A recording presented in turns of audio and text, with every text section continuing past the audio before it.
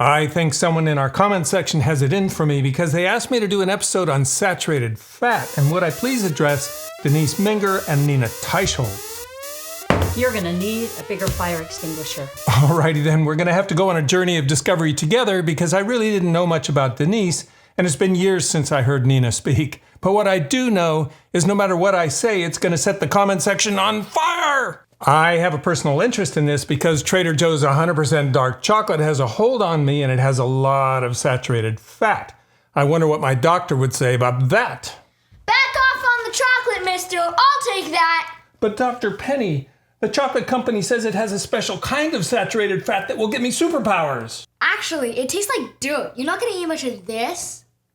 Around 2010, Denise wrote a rebuttal to Colin Campbell's China study book that went mega viral. She was a 23-year-old English lit major who writes really well, and it's surprisingly authoritative with charts and references. My impression when I read it was, wow, it's great to see someone get obsessive about a book like this, and even better to see that people are taking the time to read her 9,000-word rebuttal and comment on it. I don't know if it helped or hurt sales of the book, which has gone viral too, but I respect the effort to go deep on it. And Dr. Campbell wrote a gracious response. I gave it a pretty thorough read at the time, but I had 3 concerns, so I moved on to other sources. Anyway, when I found out Denise wrote a book on the food pyramid, I thought, hey, good topic for her. Most people suspect there are some lobbying shenanigans behind the scenes that she could enlighten us on. She had gone low-fat raw vegan in high school and had lost muscle mass and fistfuls of hair in the shower and had gotten a foggy brain and a lot of cavities. Her doctor said she was low on B12 and iron, but she decided what she was really low on was critical thinking, and that's when she embarked on her journey of discovery. She starts her book by referencing acclaimed professor of nutrition Marion Nestle and her book Food Politics, and I thought, oh, you had me at Marion.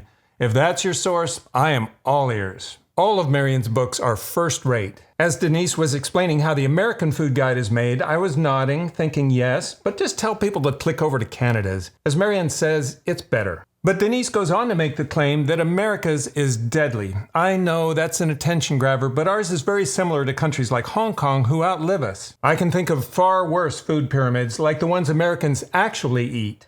Let's make a food pyramid. The brand checks out.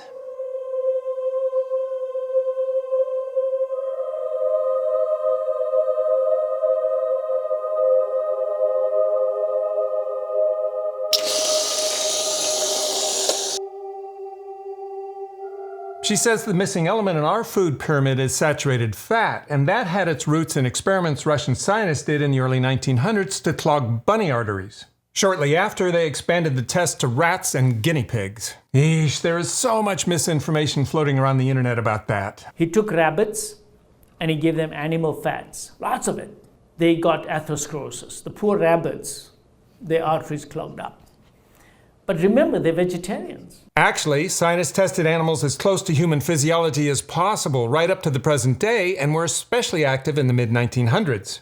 I have one of many textbooks with chapters about how to give heart disease to dogs, pigs, monkeys, chickens, and even pigeons. Turns out swine are a lot like us. They're omnivores. They have very similar cholesterol distribution in terms of LDL and HDL. Pig heart parts are like human heart parts. My father-in-law has a pig heart valve in him. And you can feed them 25% saturated fat in some form like egg yolks or coconut oil, and they get atherosclerosis and die of heart attacks just like we do.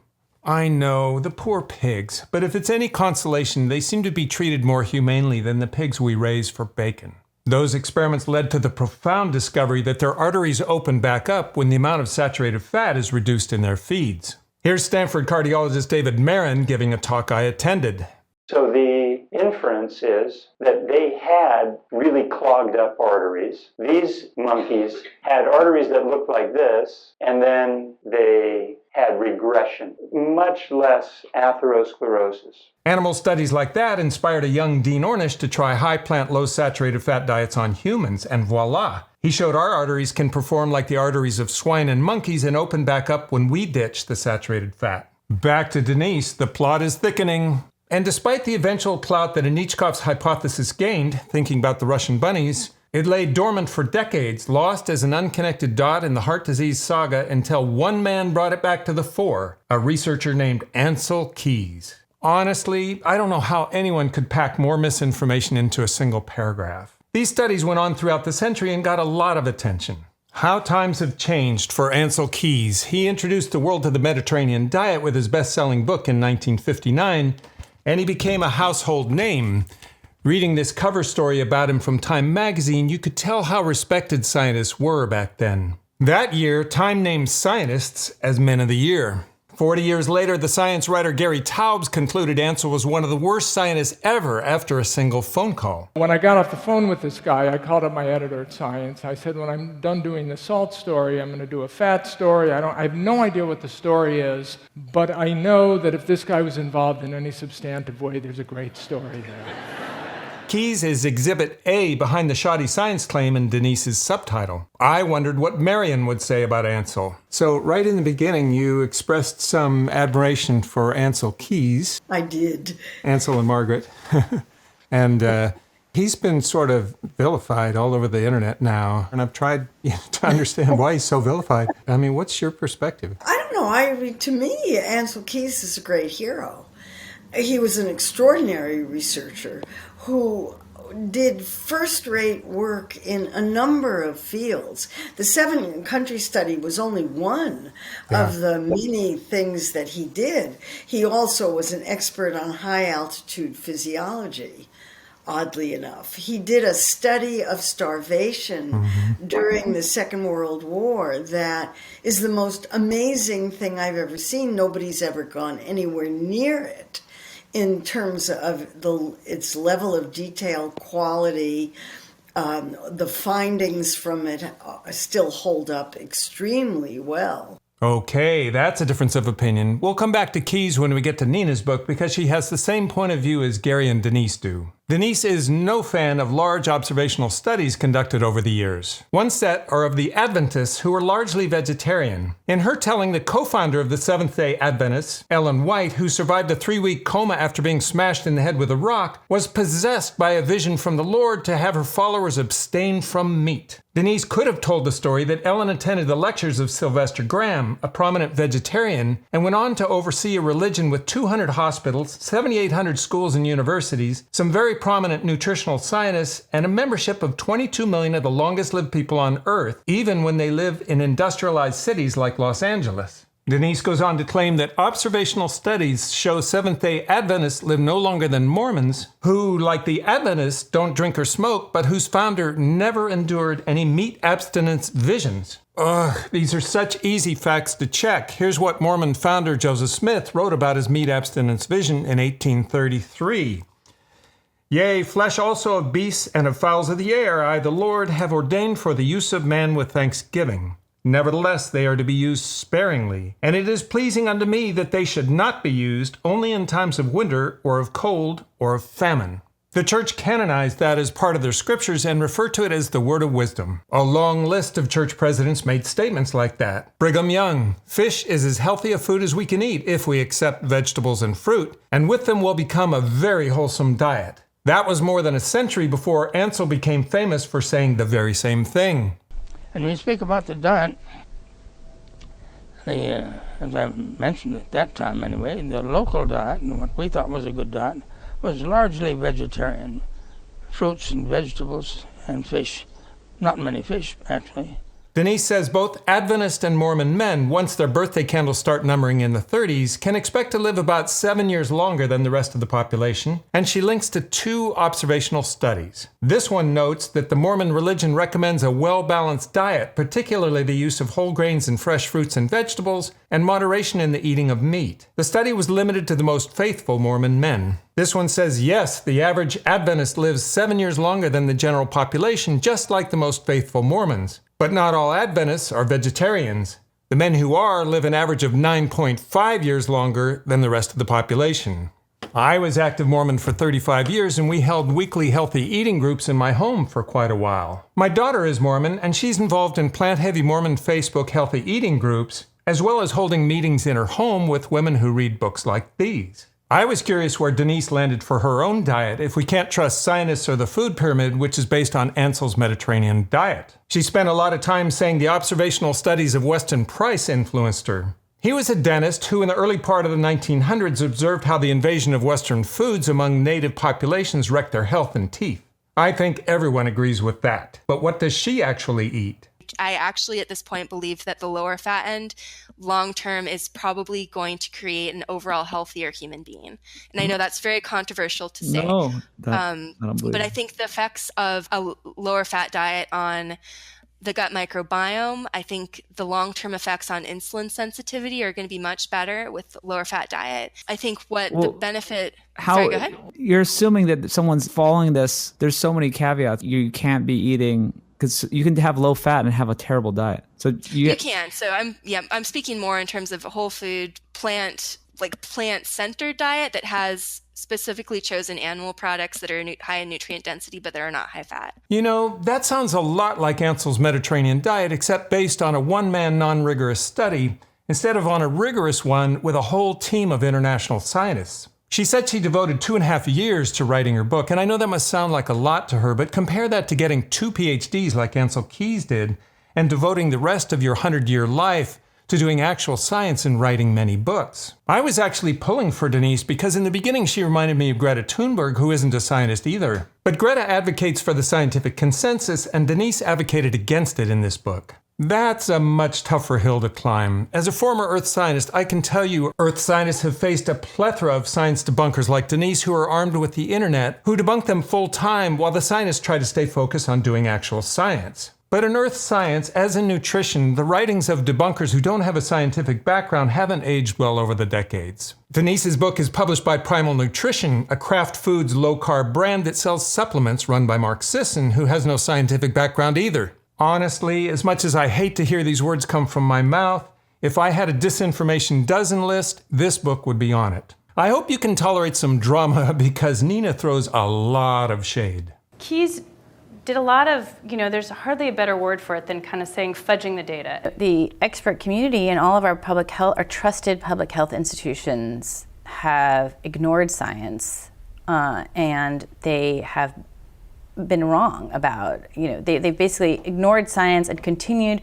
recommendations based on, weak data that has made Americans fat and sick. So, who would want to own that legacy? I surely would not. Nina is a very well-educated journalist who has no scientific background either. But there are very well-respected journalists in nutrition like Michael Pollan and Mark Bittman who have no science. The difference is they have a ton of respect for scientists like Marion Nestle.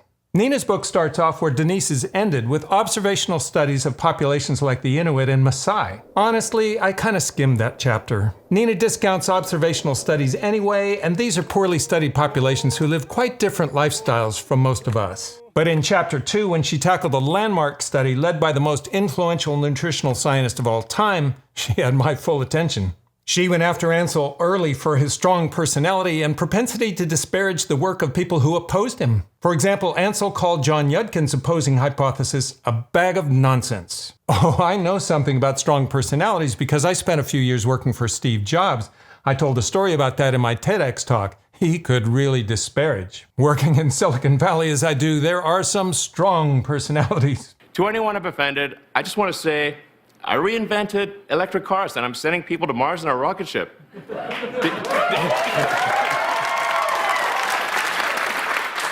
Did you think I was also going to be a chill, normal dude?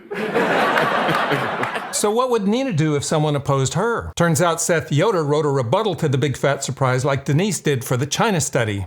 He has a master's in human nutrition, however, and Seth's fact-checking was so thorough, it impressed the dean of Tufts School of Nutrition Science, so he tweeted out a link. Nina shot back that it was beneath him to tweet out a troll. Seth also impressed Marion, so she blogged about it. And Nina shot back that Marion should not have linked to a blogger, Shoddy Analysis, who was just a fan of nutrition and who is mean and nasty. So Nina says you're a troll. So did she say that on Twitter or something? I don't know. She blocked me like 6 or 7 years ago. Okay, so Nina has a strong personality too. On to the science. She links to a chart Ancel published in 1953 showing a correlation between fat and cardiac death. He put 6 countries in the chart whose data he had some confidence in. 2 other respected scientists came along 4 years later, one a statistician, and they had data from a different source that included 22 countries and it had more scatter. Nina's conclusion that once you include 22 countries, there was no correlation. The moment I laid eyes on that chart, I thought, something is wrong. Can you see it? Mexico down here is in the realm of biologically implausible. 28 heart attack deaths per 100,000 doesn't seem possible. And it looks like there's quite a paradox in France. But these two scientists are talented, and no scientist would look at that data and say there's no correlation as Nina claimed. Surely they would question those lower data points too, at least Mexico and France. So I went to the source. And of course Yerushalmy and Hilleboe said there was a correlation, but before they quantified it, they adjusted the data points that everyone could see were wonky. This was United Nations data, and they had several classifications for heart disease such as atherosclerosis, hypertension, and other diseases of the heart. Apparently, doctors in some countries like Mexico and France classified a lot of deaths in other diseases of the heart. So Yerushalmy and Hilleboe combined classifications to produce a more believable chart. Here it is. Now Chile, France, and Mexico moved up to the plausible range, and France merged close to its neighbors. Turns out context is everything, and Ancel had spent a lot of time in Europe with his biochemist wife, Margaret, as he worked on his second PhD from Cambridge University. He also spent 2 years in Copenhagen working with the Nobel Prize-winning physiologist August Krogh. There is a wonderful book describing how Margaret brought her cholesterol testing kit in their travels to places like Italy, Finland, Japan, and South Africa. And my father insisted that my mother be part of the work that he did all those years, even though she didn't have any official title or... They would observe local diets and patients in hospitals. You can easily see why he would be mistrustful of United Nations data, especially from countries like Mexico, Chile, France, and Sri Lanka. In any case, Yerushalmy and Hilleboe actually published two charts side by side. The left is about rising heart attack risk as fat consumption increased, and on the right, how heart attacks went up with increased consumption of animal protein, an even stronger correlation. I can see why, if the subtitle of your book is that meat and cheese belong in a healthy diet, you wouldn't want to include that second chart, which Nina didn't. I can especially see why you wouldn't want to include this table, which shows a strong correlation between animal fat and protein with heart attacks, but a negative correlation with vegetable fat and protein. But the call to action from this paper was for more tests because this data was shaky and those correlations don't prove causation. And that set up what happened next, Ancel Keys' famous 7 countries study. Suppose you're Ancel staring at this chart. No one had done a large multi-country, multi-language study like this, and for every new area you study, you have to assemble a significant team and raise money to support them. So you can only choose a manageable number of locations. How do you choose? Well, you better choose Japan to see what's going on there, and for sure Finland and the US, which are off the charts. You better include some high-fat consuming areas who don't have a lot of heart attacks. And if you're really smart, you're thinking, hey, in 35 years they're going to invent the internet and it's going to become conspiracy central, especially in America. So we better pick some locations where we have no idea what the heart attack rate is, like Dalmatia and Slavonia, lest people lose their minds and think we cherry-picked. If you're thinking, hey, it doesn't look like a lot of critics of Ancel's like Nina ever read Yerushalmy and Hilleboe's paper, imagine how many haven't read Keys' 1980 book on the 7-country study, or who haven't explored the dozen other books on the 7-country study, like Lessons for Science from the 7-country study, a 35-year experience in cardiovascular disease epidemiology. They tried to pick small rural communities with strong community organizers so they could get almost all the men to participate to eliminate selection bias that would occur if some opted out. They had to coordinate how they did food assays, blood tests, and determinations of cause of death across all 16 areas in all those languages, a mammoth task that took years to plan. Nina complains that the initial findings were published in the Dutch journal Voting. And he published it in obscure German-only journals. I had to go back to obscure places. He really didn't want this data to get out. Really? Voting was a highly respected journal among nutrition scientists. Ancel had published there before. This was primarily a European study, and one of the cohorts was in the Netherlands. I'll tell you who did see it. The Finns. My first trip to London was in 1980, and when I turned on the BBC, a TV news reporter said, "The Exchequer of the government has released the latest life expectancy numbers, and Finnish men are no longer at the bottom, having overtaken Scottish men. Italian men are still atop the ranking by a rather large margin." When the Finns realized one of the 7-country study areas, the beautiful North Karelia area of Finland, had the highest heart attack rates in the world, they selected a 27-year-old doctor to lead a team to turn it around. He wrote this amazing book 20 years later. He's now 75. At that time, we knew much less about what causes heart disease, but already the classical work by Ancel Keys and a number of others had indicated that there are some very strong risk factors that are really very likely causal. Ancel Keys had shown in his classical studies that blood cholesterol is so strongly determined by what we eat, and particularly on the quality of fat. Using another area of Finland as a control group, they went on an interventional campaign against the saturated fats in animal foods. They worked with media, local restaurants, butchers, bakeries, and started initiatives like Dairies to Berries, where they converted dairy farms into berry farms. Once they saw how dramatic the changes came and how quickly, the control group joined the changes and it swept all of Finland. It's a fascinating book, and they tried to measure and report everything. For example, in 1972, over 80% of people in North Karelia put butter on their bread. But by 1993, it was closer to 10%. They made a food pyramid where fruit and veggies dominate, and they cut way back on meat, butter, and cheese. And the results were astonishing. An 80% drop in death by heart attack among middle-aged men. The director of the project was Pekka Puska, who went on to become Director General of Finland's National Institute of Health, President of the World Heart Federation, member of the Finnish Parliament, and Chancellor of Turku University in Finland. He was gracious enough to accept my invitation for an interview in a few weeks because I have questions. Like, how did they get macho Finnish men to cut back on meat consumption? Spoiler, they appealed to the women in the men's lives. After transforming his nation's health, raising their life expectancy to more than 3.5 years longer than America's, I feel like he could give his book a more exciting title, like Life by Food Pyramid. I bring the Finnish study up because Nina opens many of her speeches saying she doesn't believe in epidemiology like the 7-country study. You know, first of all, I don't believe in epidemiological studies. And nutritional epidemiology is particularly fraught because it depends on people reporting what they ate. So just imagine this. So every 6 months you get a questionnaire. How many apples did you eat? That's why the 7-country study didn't rely on questionnaires. They assayed the food the men actually ate over 7 days in various seasons. That seasons detail was critical. He went up to Crete, the island of Crete, 3 times for 3 weeks, each 1 week, 3 times. One of his data collection periods was during Lent, it turns out. So I don't know if you know about Lent, but it's a highly Greek Orthodox country, and in Lent, you don't eat any animal foods. You don't eat any meat, you don't eat dairy, you don't eat... So this totally skewed his data. I would have been critical if they hadn't collected data during Lent. Good science demands it because if you don't collect the data, you don't know if you're missing something. As it turned out, the data showed it didn't make much difference because adherence to Lent was light in the rural areas that they studied. There's all that data that you see about red meat. Again, that's from epidemiological studies. Those red meat eaters, they're tiny associations. They're 1.2, 1.3. The study that you had up there was the ones about low-carb diets being bad, all tiny. They're 1.2 or 1.3. Just to give you a sense of where epidemiology can say something interesting, it's like smoking and lung cancer. That's a difference of 35-fold. We're talking about differences of 1 or 1.2, 1.3.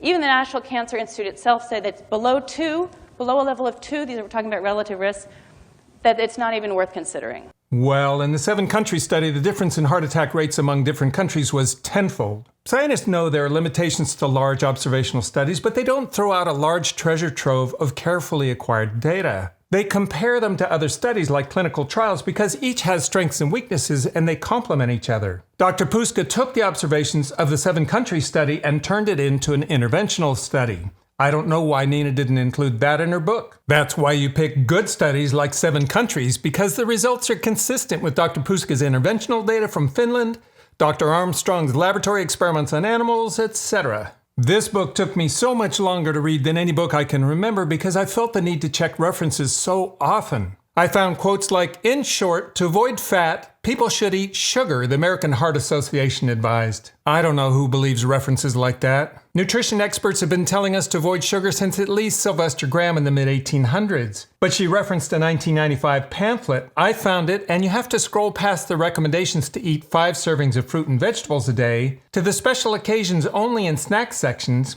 and skip over the advice to snack on vegetables with low-fat dressing, fruit, unsalted popcorn. It's true they didn't forbid a small amount of sugar, but context. Or her reference to a report by the American Institute for Cancer Research that found that in no case was the evidence for consumption of fruits and vegetables in the prevention of cancer judged to be convincing. I checked that reference too. It's because they have 3 levels of evidence and convincing is the very highest. But there sure were a lot of fruits and vegetables in the next 2 levels. Probable, which they define as strong evidence, and suggestive. She also didn't show the recommendations to cut back on red and processed meat. She's a good promoter, and the book was recommended by quite a few prestigious publications. After checking its references, I wondered how that was possible. I think the answer to that question was published by respected scientists in The Lancet. Reviewers should have checked the references. Hardly anyone ever does.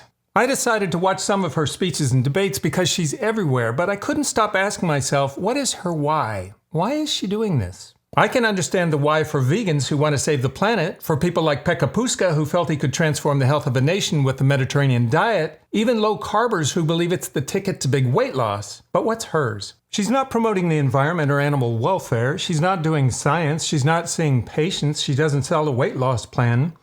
Is it because she gets to be a respected expert? So there's actually a whole chapter in my book on the Mediterranean diet. I think that I probably know more about that than anybody on the planet. That's a good explanation of the state of nutrition science. If you can write a chapter in a book and throw shade on scientists, you can be the planet's expert, or at least the internet's. There are people who can write about sports, and they know a lot more about the sports than the baseball players themselves who are out on the field doing it. I didn't know that applied to sports too. I thought to gain the knowledge to win a championship, you had to play the game at a high level with the best players. And I thought to advance science, you had to do science. Speaking of doing science on the Mediterranean diet, Henry Blackburn. He's been a key scientist on the team since the beginning, so I reached out to him for an interview. He wrote back, "You're the YouTube star, Chris. I'm 96 and beyond such doings." He was out traveling with his wife, but he linked me to a treasure trove of films he shot in 1958 when the study began and he was prepping for YouTube stardom. Here he is as Anthony Bourdain. This is our breakfast. These anchovies being baked over coals. I ate heartily until I saw a companion lift the edge of the skin and noticed that the flesh was full of ascarids still wiggling. I went over in the corner and lost my breakfast and haven't eaten an anchovy since. Fish is the main source of protein, occasional goat, no cattle on the coast, plant food diet predominantly. They were still living as they'd lived for millennia with this sort of transportation. We were fortunate to arrive at this time where people were living as they had traditionally for centuries. It was soon to change. Where else can you find such carefully collected data on the very same people as more animal and processed foods entered their diets over the next 50 years? The extended team of 7 country study scientists got together after 35 years, and I was riveted by reading the changes they saw. New drugs, new surgical procedures, Cheetos, beef jerky, rising cholesterols and blood pressure. Remember the crude United Nations data the Yerushalmy and Hilleboe charts were based on? The 7 countries' data acquired after that paper was published is probably 1,000 times more accurate and useful. These Mediterranean diet scientists are like the Energizer Bunny.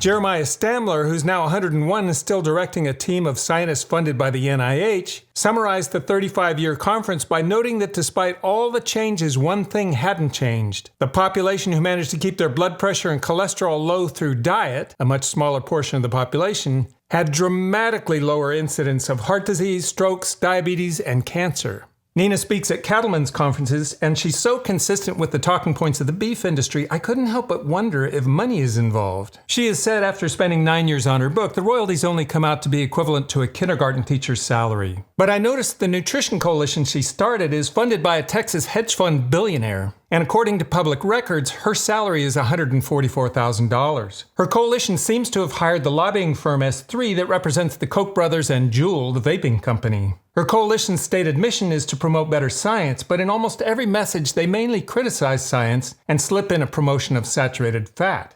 The failures of science and policymaking that I discovered through that investigation compelled me to create the Nutrition Coalition. Multiple trials did not confirm that a diet restricted in fat or saturated fat could protect against diet-related diseases. And in the case of the respected nutrition professor Joanne Sabate, she is saying he's conflicted because he's a Seventh-day Adventist and his religious views are in conflict with meat. Does that mean we'll be excluding Muslims, Hindus, Jews, and Mormons for animal foods they don't eat? Her coalition is not doing or funding science. She spends full time speaking and lobbying, running the beef industry playbook, saying the science is shoddy and confusing. The guidelines made us fat and we need more beef, butter, and cheese in our diets. Her talking points sound like they were crafted by a lobbying group. The plant-based doctors like Neil Bernard, Colin Campbell, and Michael Greger all ate a lot of meat before the science convinced them to go plant-based. When they publish something, her answer is always you have to ignore them because they are vegan activists and therefore biased. Those two words, vegan activists, are words a lobbying group would use to stir up emotion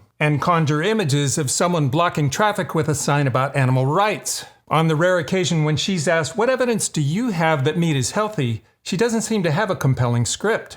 Any evidence that you could cite that meat diets are healthier than plant-based diets? The clinical trials on meat specifically are, there's 2 systematic reviews of clinical trials on meat that I know of that show that cardiovascular outcomes are improved. One of them looked at 0.5 ounces or servings of meat per day and showed increased benefits, cardiovascular benefits for eating the meat versus not eating the meat. And there is one other review on cardiovascular outcomes that also showed that meat was beneficial, looked better for cardiovascular outcomes. So if a hedge fund billionaire and a lobbying firm whose modus operandi is science denial is the basis of the new food guide, what are we to do? Scientists don't have the time, money, or inclination to lobby back. One thing we can do is click over to Canadian or Finnish food guides. As far as I know, doctors like Pekka Puska control them, not hedge fund billionaires. And we can read books from celebrated scientists that Nina's coalition hasn't attacked yet, like Elizabeth Blackburn, the Nobel Prize winner. She showed via some pretty hard-to-dispute science, telomeres, that Ancel's Mediterranean diet is the way to health. Or Dr. William Lee, who lit up the big stage at TED with a sensational talk about progress in beating cancer. He explains how 60 years of science since Ancel Keys first promoted the plant-heavy Mediterranean diet explains why it's so healthy. The interesting thing about Dr. Lee is he's fine with some animal foods in the diet as long as they don't include red or processed meat. But if you have a serious condition like lupus or multiple sclerosis, then he says you might need to go 100% plant-based. Or you could just ask Marion. By this time, I think we know what a healthy diet is. Food, not too much, mostly plants. I once asked the question, why wasn't he Nobel Prize winning? Why wasn't he extolled with, fantastic awards and honors? We're still talking about the Mediterranean diet, and that was his construct. Marion is such a jewel. I'll post the complete interview when I get a chance. We only had 30 minutes. Thank you so much for watching that marathon episode. I don't like to do debunking episodes, but this one seemed important. I love reading your comments. I hope you'll like and subscribe so we can get more experts like Marion. I wonder what my doctor would think about that. I'll take that. Back off on the... Oh, okay. I messed that up.